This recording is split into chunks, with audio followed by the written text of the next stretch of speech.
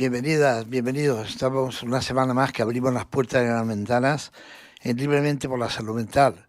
Desde Málaga, desde Color Comunitaria y a través de la red de emisoras de Onda Local de Andalucía, llegamos a más de 100 emisoras en todo el territorio andaluz. Más saludar a los compañeros de Radio La Barandilla, que también todos los domingos o sábados nuestro programa también es uno de los programas de mayor audiencia.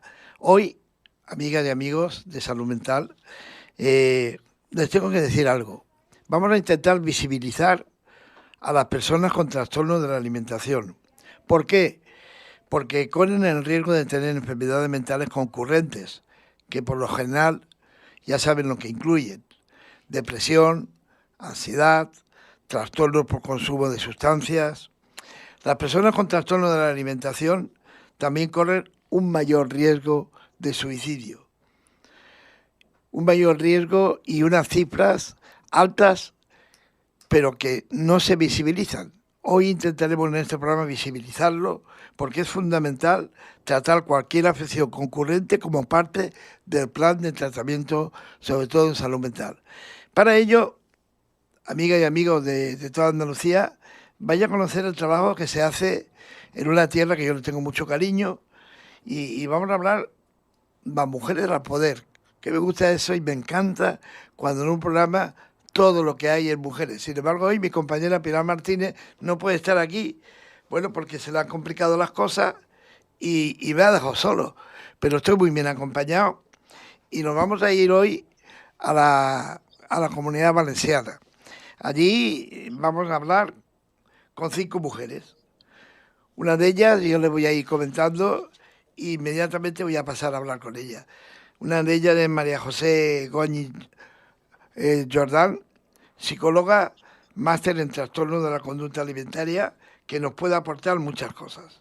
Vamos a hablar con Andrea Granados, creadora y alma del proyecto Princesa, una propuesta que nació desde el arte para dar voz, apoyo y visibilidad a los trastornos de la conducta alimentaria. Nos va a comentar qué es ese proyecto y los beneficios que está obteniendo la gente con ese proyecto. Vamos a hablar con Cristinica Gómez, escritora, correctora, periodista, autora de Puta Locura. Además, con todo nos va a explicar bien qué significa este libro que escribió, ¿no? Y además, tengo que decir que Cristinica Gómez es paciente recuperada de anorexia nerviosa, a la que yo le mando mi más sincera felicitación de ver a alguien siempre que se recupera de cualquier enfermedad de salud mental. Vamos a hablar con Ángeles García.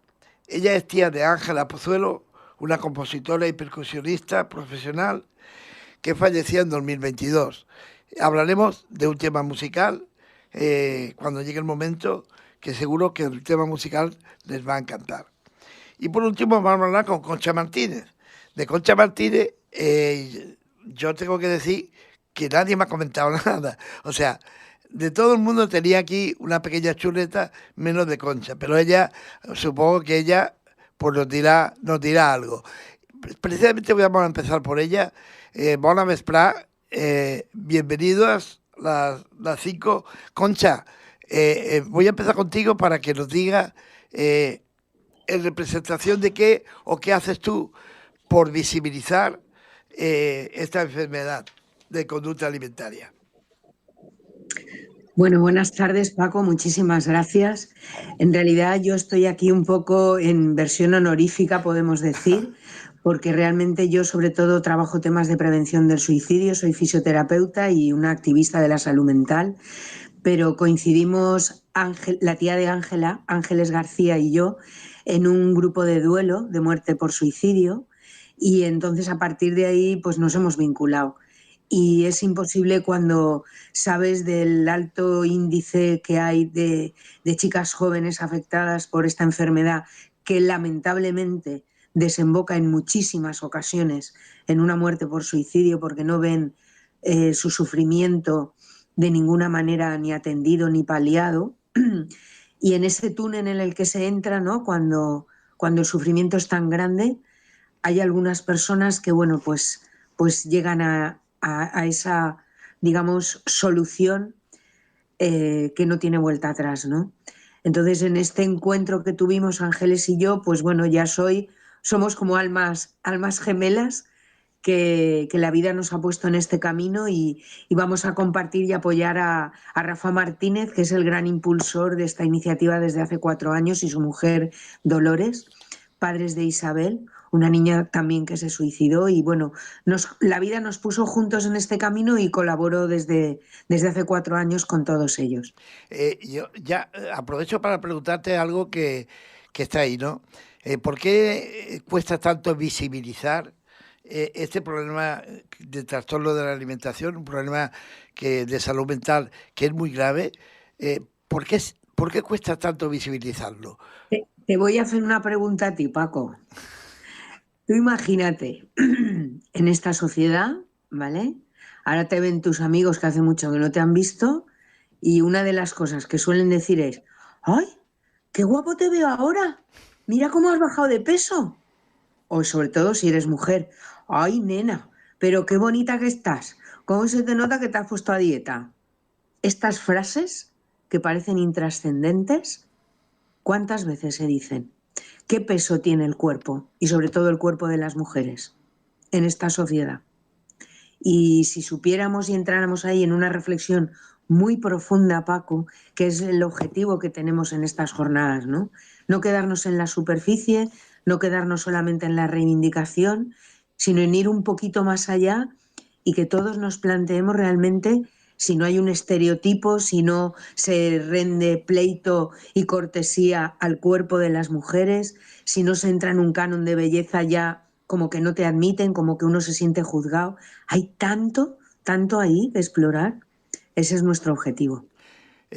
Hablaremos de esa jornada que se va a celebrar este próximo fin de semana en Valencia, el Día Internacional de la Lucha contra los Trastornos de la Conducta Alimentaria. María José Goñi, Jordan, como psicóloga, tienes un máster en trastorno de la conducta alimentaria. ¿Es posible tratar con éxito el trastorno de la alimentación o es muy complejo? A ver, buenas tardes, Paco, buenas tardes a todos los oyentes, a mis compañeras esta tarde, que tengo la suerte de prácticamente conocer a todas. Y a ver, por supuesto, se pueden tratar los trastornos de conducta alimentaria, pero mira, como ha dicho mi compañera Concha, nos enfrentamos a muchos problemas, ¿vale? Para empezar a hablar de estos trastornos, estas enfermedades de salud mental tan graves. Mira, el primero sería el gran estigma, ¿vale?, que tienen, que aquí con las jornadas y con nuestro trabajo desde AFEM Altiplano, mi compañero José Nolasco, como han dicho Rafa, Dolores, Ángeles, Monse, en fin, todos, Cristinica con sus libros, cada uno pone su granito de arena, ¿no? Se pretende derribar un poco lo que es el estigma. El estigma de salud mental es muy grande y eso es lo primero que hay que intentar derribar. Pero luego contamos con muchos más problemas, la falta de información. Yo cuando con mi compañero José Nolasco y yo entramos a dar charlas en colegios, ¿vale?, sobre todo adolescentes, que es la edad donde la prevalencia de estos trastornos es mayor, nos enfrentamos a una falta de información enorme entre ya no el alumnado, porque dice, bueno, son jóvenes y a lo mejor si tienen entre 12 y 16 años podemos entender que no sepan lo que es un trastorno de conducta alimentaria, las siglas serían TCA, pero siempre me insisten, explica qué es un trastorno de conducta alimentaria. Muchas personas lamentablemente desconocen lo que es un TCA, ¿vale? La falta de información también es algo que es muy importante porque personas adultas me han dicho, pues un problema en el estómago, ¿qué va a ser? Digo, ¿en el estómago? Es un problema de salud mental. Y a día de hoy son patologías mentales complejas muy graves, ¿de acuerdo? Entre las cuales están la anorexia nerviosa. Bueno, tenemos ahí los tipos claro, podríamos estar hablando de todos los trastornos y necesitaríamos 2 horas para explicarlos, ¿vale? Pero son 7 los principales. Solamente los voy a enumerar porque los oyentes sepan que un trastorno de conducta alimentaria es un trastorno de salud mental, ¿de acuerdo? Por orden empezaríamos la anorexia nerviosa, es el trastorno más grave, tenemos la bulimia nerviosa, tenemos los TCANE, ¿vale? Tenemos el trastorno por rumiación, pica, tenemos el ARFID o TERI, que son los trastornos evitativos, restrictivos de la ingesta, que también todos ellos son la batería, el trastorno por atracón, todos ellos son trastornos de conducta alimentaria, todos tienen mucha importancia, todos se traducen en un malestar enorme para el paciente y, como ya sabemos, si no hay salud, porque podemos tener la salud, es un compendio de salud física, psíquica y social. Pues un trastorno de conducta alimentaria se nos lleva todo por delante. Esto es muy importante saberlo. Nos va a afectar físicamente, psicológicamente, no digamos, y socialmente nos va a aislar. Entonces hacen falta recursos y hace falta luchar para, lo primero, información, derribar estigmas y, por supuesto, hay tratamientos muy buenos en los cuales no hay inversión, no hay recursos. La salud mental, por mucho que oigamos en la televisión, en los medios de comunicación, que cada vez hay más medios, hay muy pocos medios. Mi compañero José y yo siempre decimos que es el último vagón del tren de la sanidad. Lamentable. No se pueden tratar como otros trastornos. Aquí podemos leer el interesantísimo libro de Cristinica, donde ella, hace una explicación magistral de lo que es su experiencia con la anorexia, y ella es ingresada en una planta de todo tipo de trastornos, ¿vale? Los TCA son trastornos tan complejos y específicos que se deben de tratar de otra forma.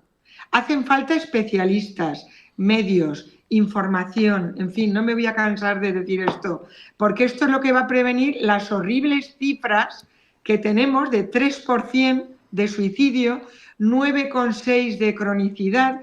A día de hoy hay 70 millones de personas afectadas con algún tipo de TCA en el mundo. Es una barbaridad.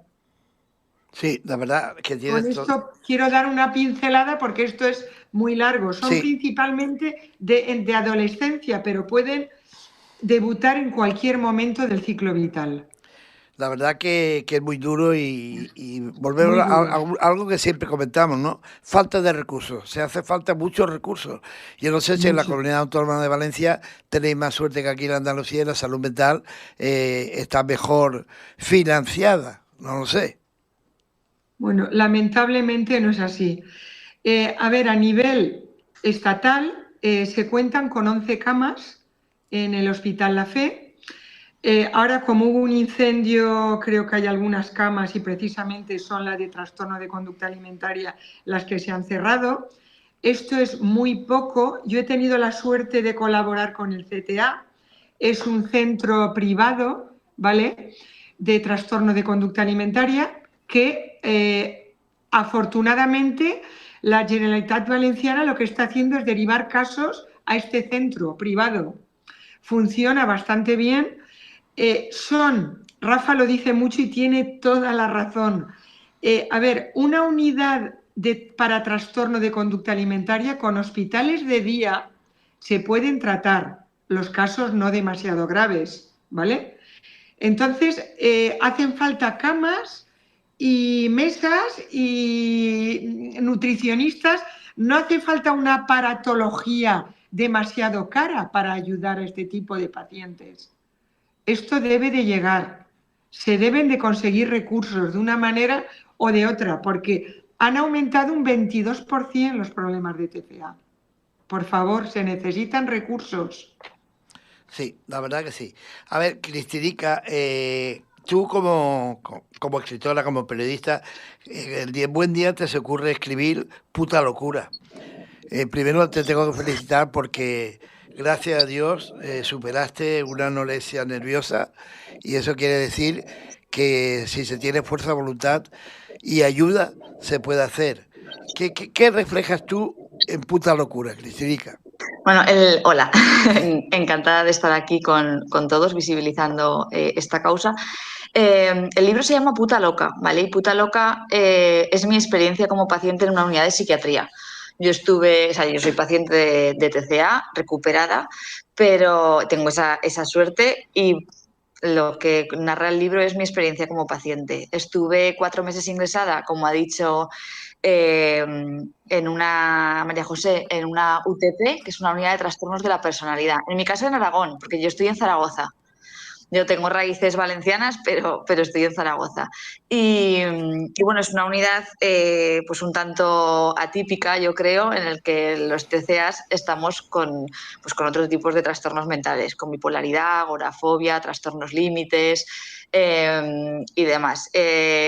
Cuando yo estuve ingresada, que ya hace unos años había 2 plazas para el TCA y ahora lo han tenido que aumentar a 4.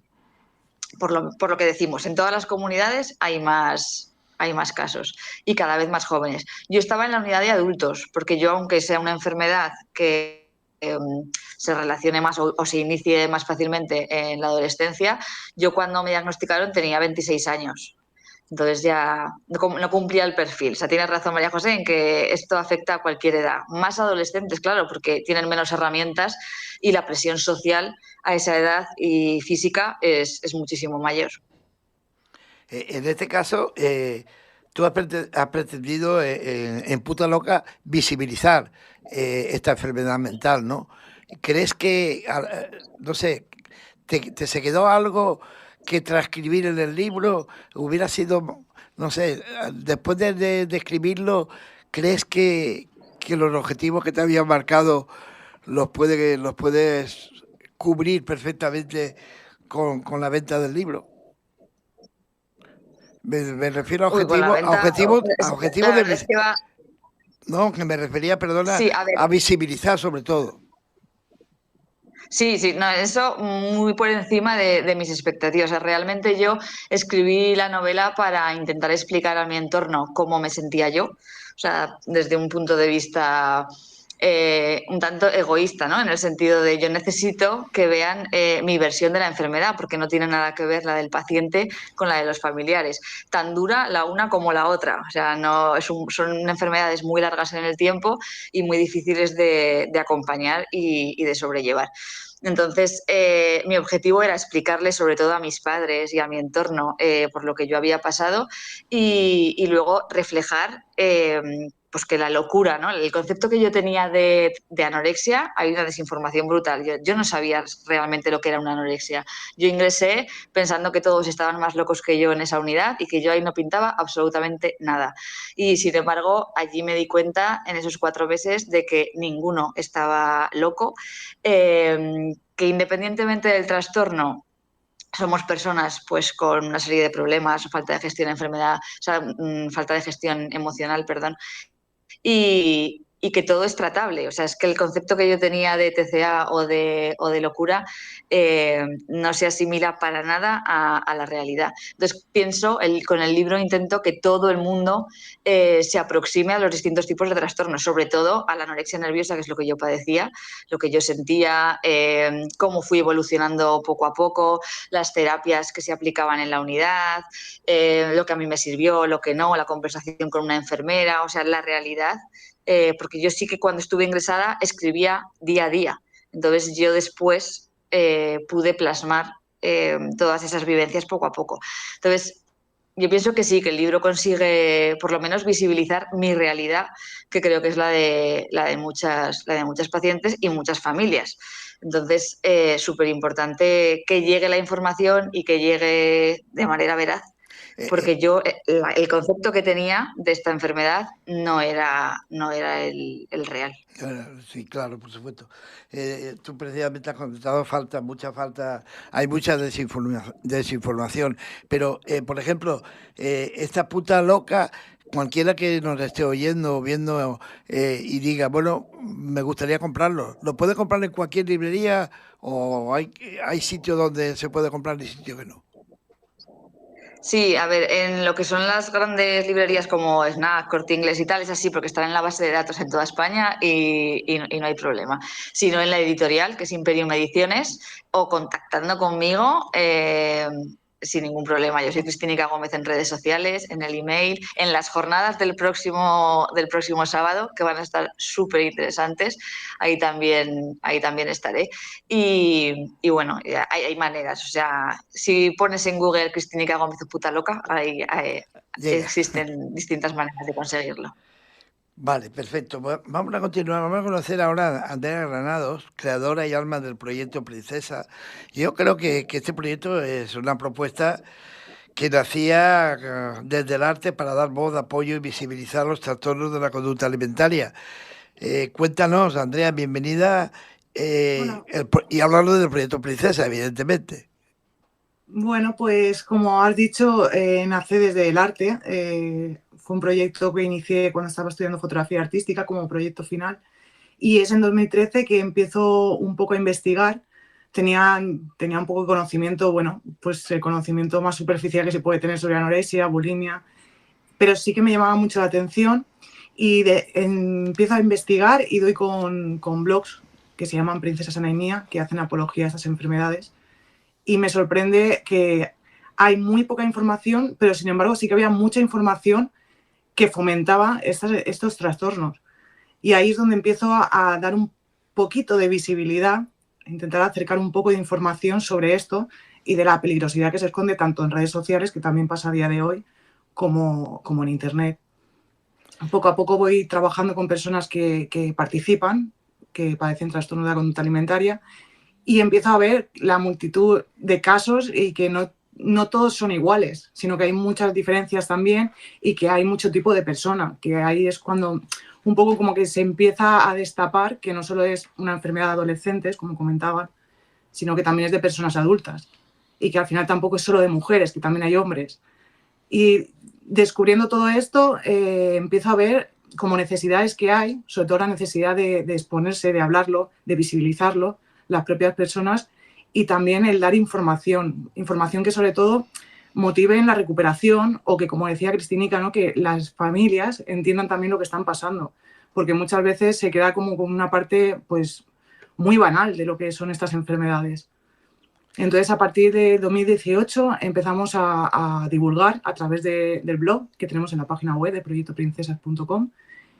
Y poco a poco vamos haciendo como la unificación de personas interesadas en este tema, tanto profesionales como personas recuperadas, personas que lo están sufriendo, y también artistas que les mueve la causa. Poco a poco vamos haciendo esa unificación que nos ha hecho, pues, a día de hoy ser una gran referencia a la hora de la visibilidad, ¿no?, de estos trastornos. Hemos hecho, pues, diferentes acciones, todo con la intención de eso, de visibilizar y sobre todo poder prevenir, porque cuanto más conocimiento hay, es más fácil poder prevenir estas enfermedades. La verdad es que es un trabajo encomiable. Por cierto, este próximo fin de semana, en la jornada de Rompiendo el Silencio, vas a hablar de ese proyecto Princesa, ¿no? Eso es, sí.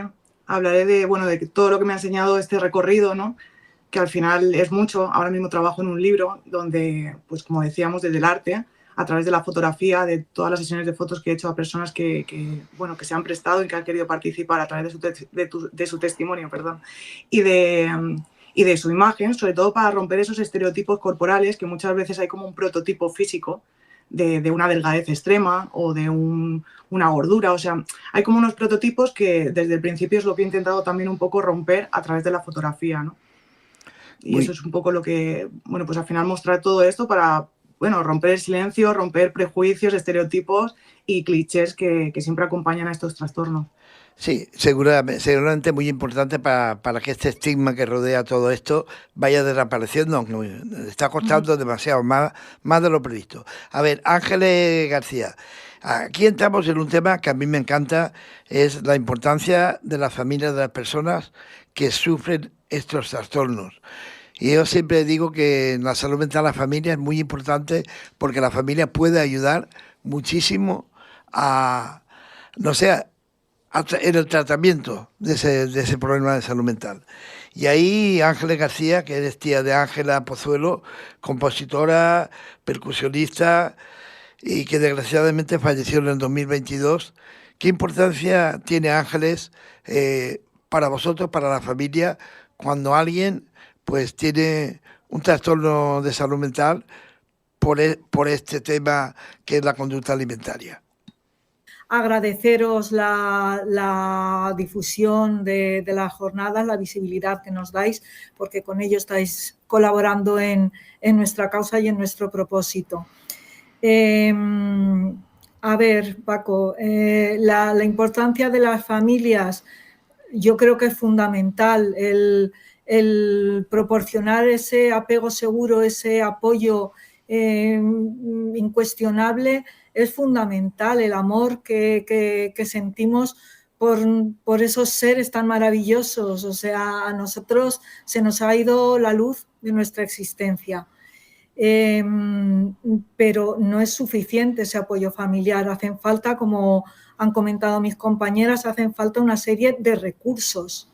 Hace falta que las familias sepan dónde acudir. Ayer mismo una amiga me preguntaba, me hablaba de una compañera que tenía una hija en esa situación y que estaba realmente mal y no sabía qué hacer. Y yo, lamentablemente, que estoy aquí, no sabía dónde dirigirla, porque sé que incluso, por supuesto, en la sanidad pública, olvídate, como han dicho mis compañeras, 10 camas en Valencia, 100 en todo el estado. Pero aparte, en los centros privados están desbordados. Las cifras hoy en día son alarmantes. Entonces, ni las personas que están padeciendo la enfermedad pueden acceder a esa ayuda, ni las familias podemos acceder no ya a la ayuda, ni siquiera a una información fiable, oficial, que nos dé herramientas, que nos proporcione herramientas para saber cómo lidiar con un trastorno de conducta alimentaria.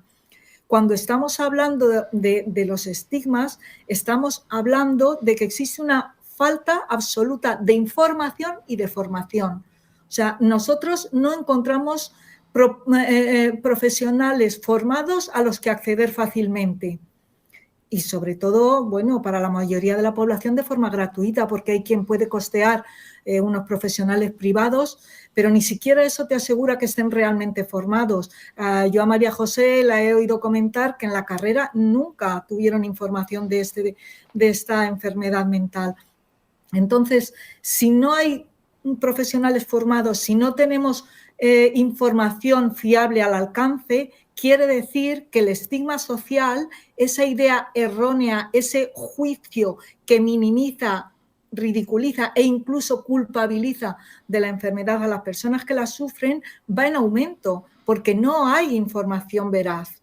Entonces, si tú no tienes información, lo que acabas pensando es lo que socialmente se ha aceptado, que son niñas que, bueno, que quieren estar a la moda, que quieren llamar la atención, que se han obsesionado con su cuerpo, o sea, y se va al síntoma, pero no se trata realmente en la causa, que es una enfermedad mental, es un trastorno que realmente provoca un sufrimiento enorme a esas personas y a las familias, a las personas que las rodean, ¿no? Y un desamparo total porque no saben dónde acudir.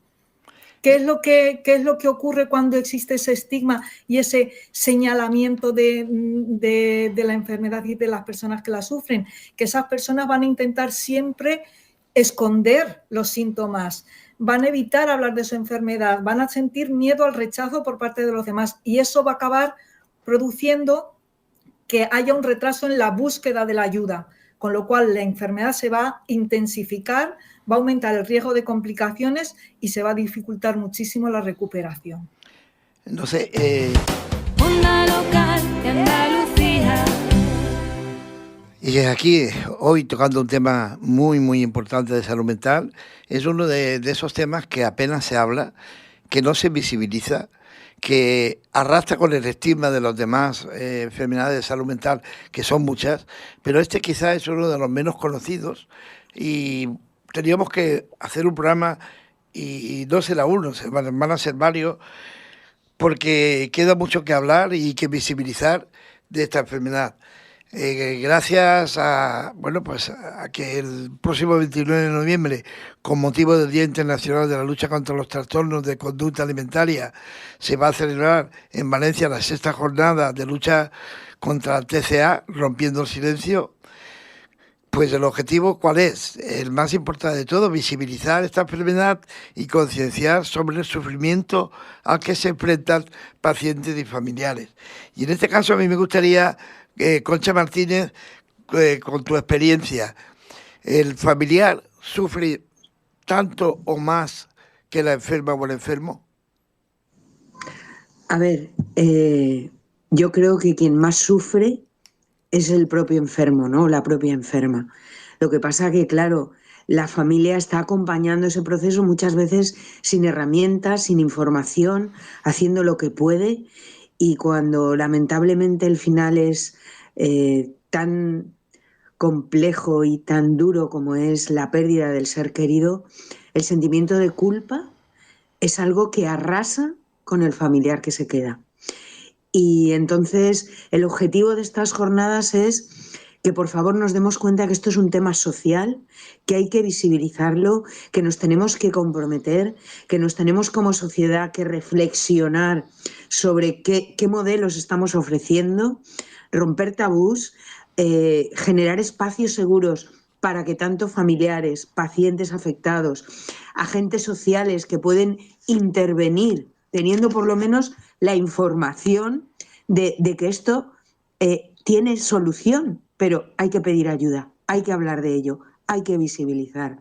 El trabajo creativo de Andrea me parece una propuesta tan interesante porque yo estoy horrorizada de las estrategias terapéuticas que actualmente se utilizan con este tipo de pacientes.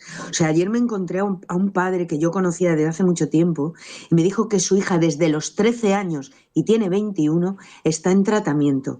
Y el tratamiento consiste en ingresar en unidades de psiquiatría y como privilegios les dejan salir un par de horas al día si ganan peso. ¿Estamos locos? Yo apuesto porque hay que abrir la investigación, hay que generar nuevos tipos de terapia y nuevos enfoques, porque desde luego la contención y la represión no me parece un buen método. Eso es lo único que puedo decir. Y que las familias, por supuesto, hay que abrir espacios para escuchar, la escucha activa. Hemos de cuestionar muchas veces el tipo de crianza que tenemos en las familias, ¿no? Y sobre todo cuestionar también un poco el tipo de sociedad en donde estamos, ¿no? Y yo creo que es muy importante que os aproximéis el próximo sábado en el Centro Tres Naves Ribes, que por cierto quiero agradecer a Miguel Ángel Jordán, el director de este centro, y al Ayuntamiento de Valencia que nos lo brinda de forma gratuita para realizar estas jornadas. Eso me parece también muy importante, porque no hay espacios, y entonces tener la oportunidad de tener un espacio gratuito para poder generar estos encuentros de profesionales, familiares y personas afectadas me parece muy importante. Yo, simplemente hay una cosa que se me viene a mí a la mente, Concha, tú como fisioterapeuta, realmente cuando una persona con este tipo de problemas de salud mental, como es el trastorno de conducta alimentaria, se va y la perdemos, la administración tiene mucha parte de culpa, la Generalitat Valenciana, porque no ha sabido tratar el tema este. A ver, está claro que hay una responsabilidad enorme en la clase política, pero esa es una responsabilidad que en estos momentos yo invitaría, si hay algún político o política que nos esté escuchando, que solamente se pusiera, en vez de político, como padre o madre o tío o familiar de alguien que sufriera este trastorno. Porque tenemos la experiencia de algunos políticos que se han acercado a algunas jornadas que hemos hecho de prevención del suicidio porque les ha tocado en lo personal. Y ahí todo cambia. Hemos de esperar a que suceda algo así en nuestras familias, que a lo mejor lamentablemente es así, ¿no? Pero claro que los poderes públicos tienen responsabilidad. ¿Cómo no van a tener una responsabilidad social los poderes públicos? Ese es el principal objetivo. Lo que pasa es que sus objetivos de momento están en otros lugares. Y la sanidad, la salud, la educación, La vivienda y el trabajo tendrían que ser los 4 pilares básicos, porque muchas veces estas familias o estas chavalas que se enfrentan a estas situaciones, ¿cuál es el origen? ¿De dónde viene ese malestar? Ahí es donde hay que ir. Ahí es donde hay mucho sufrimiento. ¿Generado por qué? ¿Dónde está el origen? Yo solo lanzo esta pregunta que en las jornadas intentaremos resolverlas. Supongo que sí. Y no estaría de más, siempre lo he dicho, que bueno, los delegados de salud de cada comunidad autónoma que se preocuparan más por estas cosas. No sé, María José Goñi, tú como psicóloga y con ese máster en trastorno de la conducta alimentaria, supongo que habrá hablado más de una vez con el delegado de salud de la Generalitat Valenciana. ¿Qué os dice? Porque creo que es muy interesante conocer la opinión, ¿no? A ver, hay muy poca preocupación. Como ha dicho Concha, si no te toca un familiar, algún político que haya vivido algo parecido, se escudan en la desinformación, que ya sabemos que existe, en el estigma, porque cualquier enfermedad física va a ser apoyada. Una enfermedad mental, ya no estamos hablando de lo mismo. Por eso me decanté por este máster, porque no se sabe nada. Yo acabé la carrera de psicología y di 10 folios o 5 folios, no recuerdo exactamente, de lo que es un trastorno de conducta alimentaria. Ahora que he dedicado 15 meses a piñón a esto, me doy cuenta que no sabía absolutamente nada. Es que necesitamos profesionales formados, necesitamos recursos, necesitamos tantas cosas, apoyo a los padres. Hay tratamientos que funcionan, por favor, en Europa se están instaurando, hay que acogerse a lo que funciona. Igual que las terapias de tercera generación en cáncer y demás, otro tipo de enfermedades, vienen muy bien los avances, ¿por qué en esta enfermedad no se aplican? Yo en el Niño Jesús en Madrid o en el Santa Cristina se están instaurando, por ejemplo, los tratamientos con ECBT, que son tratamientos basados en la familia. Dan resultado, hay que utilizarlos. Si tenemos herramientas que no utilizamos por desconocimiento, por falta de recursos, no estamos haciendo nada. Estamos intentando prevenir algo que se puede prevenir hasta cierto punto. Y me ha gustado mucho la intervención de Andrea. También hay que prevenir desde cuidado con las redes, cuidado con el bullying, son factores precipitantes de los TCA y de otros trastornos de salud mental. Cuidado con eso. Las redes, querer hablar de tallas imposibles, dar tanta importancia a la belleza, a la delgadez y no abogar por la salud y la felicidad, que es lo realmente importante. Hay demasiado trabajo, hay tanto trabajo por hacer, de verdad, que el 29 de noviembre, el día 30 es el Día Internacional de Trastornos de Conducta Alimentaria. Queremos poner entre todos nuestro granito de arena a ver si se visibiliza un poquito. Eso es lo que estamos intentando. María Ángeles, tú querías decir algo, ¿no? Sí, quería, al hilo de lo que ha comentado María José, que a mí me parece un tema fundamental, quería ampliar un poquito esa reflexión, que me parece una reflexión necesaria cuando estábamos hablando de trastornos de conducta alimentaria, y es que el 95% de las personas enfermas de trastorno de conducta alimentaria son mujeres. Esa cifra es imposible que sea casual. Entonces, cuando estamos haciéndonos conscientes de esa cifra, tenemos que hacer una reflexión, y es que, aunque los trastornos de conducta alimentaria son una enfermedad multifactorial, no podemos olvidarnos del gran impacto que tiene la sociedad en la que vivimos. O sea, una sociedad que fomenta la cultura de la dieta, la obsesión por un cuerpo perfecto inalcanzable.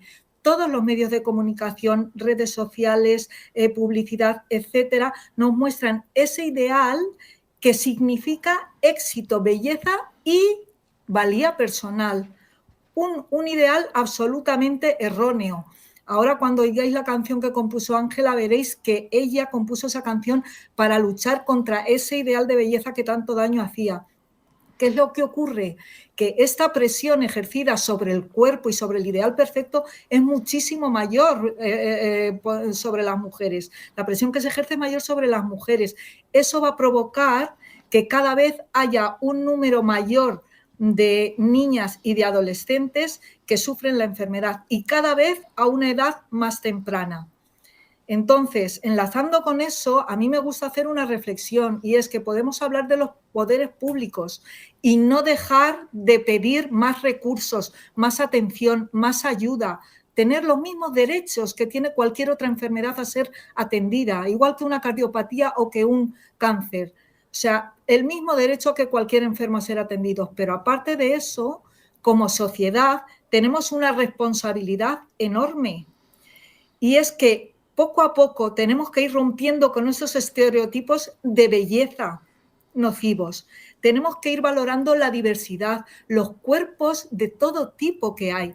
La máquina humana es una máquina con millones de años de evolución y es perfecta tal y como es. Y no reducir la valía de una persona al aspecto físico. Tenemos que educar en la autoestima y en el autocuidado. No otorgar el valor por la talla ni por el peso y hablar de la salud, del ejercicio físico como temas fundamentales para mantener la salud, no nuestro físico. Tenemos que cuestionar la cultura de la dieta, no normalizar los comentarios que hacemos continuamente en casa. O sea, continuamente estamos hablando de dietas milagrosas, de pérdida de peso. Tenemos que cuidar mucho los mensajes que damos en el entorno familiar y en el entorno educativo porque pueden crear muchas heridas. Y tenemos que promover referentes que sean positivos, lo que hemos comentado, modelos que sean saludables, no estéticamente aceptables. A ver. Luego... No, sí, termina. Y luego otra cosa, es cierto que nosotros no podemos sustituir a los profesionales, pero sí que podemos marcar la diferencia en el día a día de las personas que nos cruzamos por el camino y que sufren la enfermedad y de sus familiares, que es escucharlos sin juzgarlos, validar sus sentimientos y mostrarles nuestro apoyo, nuestro consuelo y nuestra compañía. Y sobre todo animarlos a pedir ayuda, acompañarlos en la búsqueda y no minimizar esa necesidad de ayuda profesional. Entonces yo creo que cualquier gesto nuestro de empatía o cualquier palabra de aliento a las personas que están sufriendo esta enfermedad puede aliviar mucho una carga terrible y terriblemente dolorosa. Por eso la importancia de las jornadas que hacemos, porque al final las personas que asisten son personas que de alguna forma no están solo presentes, sino que se comprometen y que se pueden convertir en agentes de cambio social, en transmitir un mensaje que reivindique el derecho de la enfermedad de los TCA a ser reconocida como tal, a tener ayuda y a tener apoyo y comprensión. Yo, precisamente en relación a lo que nos estaba diciendo, a mí me gustaría preguntarle a Cristinica Gómez si realmente tú vas a lanzar, me imagino, un mensaje de esperanza con tu testimonio como persona recuperada el próximo día 29, ¿no? Sí, tengo la suerte de poder ser el testimonio de esperanza. Yo ahora han pasado 10 años, considero que estoy recuperada del TCA, pues me he casado, he tenido 2 niños, o sea, llevo una vida normal, tengo esa suerte y quiero transmitir pues que se puede, pero se puede, como dicen mis compañeras, se puede con muchísima ayuda en un proceso de tiempo muy largo. Estamos hablando de una media mínima de 5 años de recuperación en un TCA, eso como poco. Y con medios que los públicos no son para nada suficientes. O sea, yo estoy a día de hoy aquí porque mis padres y mi marido me pudieron pagar sanidad privada, o sea, un psicólogo privado 2 veces a la semana durante años, aparte de psiquiatría y demás. O sea, que no, si hubiera sido por los medios públicos, no habría podido, o si en lugar de tener 26 años hubiera tenido, como está empezando a ocurrir, 13, 14, incluso 10 años, en Aragón este año ha habido 2 ingresos de niñas de 8 años por TCA, o sea, está bajando el nivel de edad muchísimo, que también lo vinculo, pues, presión social, redes sociales, pantallas, bullying, o sea, para mí está muy, muy, muy ligado. Y entonces yo, si no hubiera tenido las herramientas que tenía con 26 años y solo hubiera tenido medios públicos, probablemente hoy tampoco estaría aquí. Entonces, soy un testimonio de esperanza, pero falta muchísimo por hacer, porque no todos tenemos las mismas oportunidades. Ay, Dios mío, qué pena es que no les demos las mismas oportunidades a todo el mundo. Así el mundo funcionaría muchísimo mejor. Pero claro, el estigma que cae sobre la salud mental, tenemos que seguir dignificándola. Y en esta jornada de Rompiendo el Silencio se va a lograr y se va a conseguir. Andrea Granado, ¿qué vas a comentar, qué vas a contar, qué vas a decir en esta jornada de Rompiendo el Silencio? ¿Qué vas a visibilizar tú?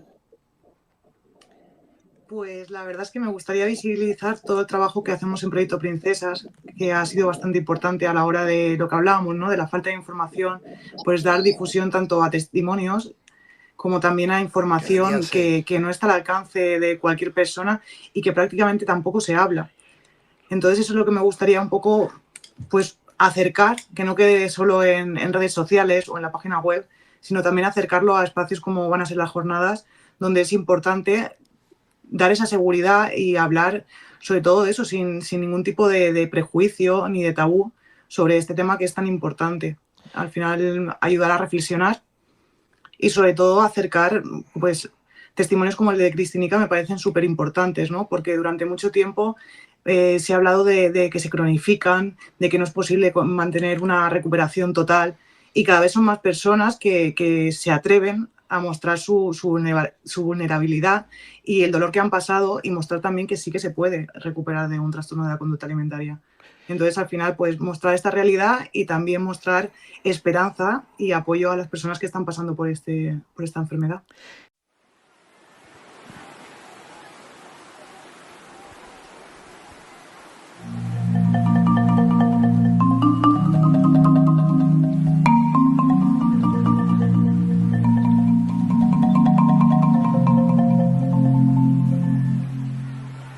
La bellesa no es mesura per la talla d'una tenda. La bellesa no es reflex en un mirall o una etiqueta. La bellesa no es un canon que t'amarga la existència. La bellesa no t'allunya de la vida, no és la reixa. Tot mirant-te per dins teu et trobes la suau i lleu. Ella et besa, et fa niu, un sentiment naixent i viu. La carícia amb mesura, ella balla dins la lluna. Abraça amb força i amb cura. La bellesa envoltant-me del no explora els secrets. La bellesa em deixa anar en aquest goig de llum tot ple. La bellesa és silenci en el volcànic serpentets. La bellesa, un refugi de pirates mar i vent. Mira fora és la natura, inunda l'ànima, em fa pura. Embressol la macarona i la feblesa m'abandona. Ella em fa volar segura, canta onades de tendresa, abraça amb força i amb cura.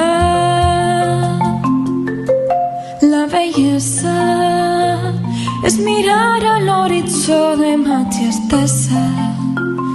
La bellesa és la música en el cor que ompli la vida i tot ho besa. Mira fora és la natura, inunda l'ànima, em fa pura. Embressol la macarona i la feblesa m'abandona. Ella em fa volar segura, canta onades de tendresa, abraça amb força i amb cura. La bellesa.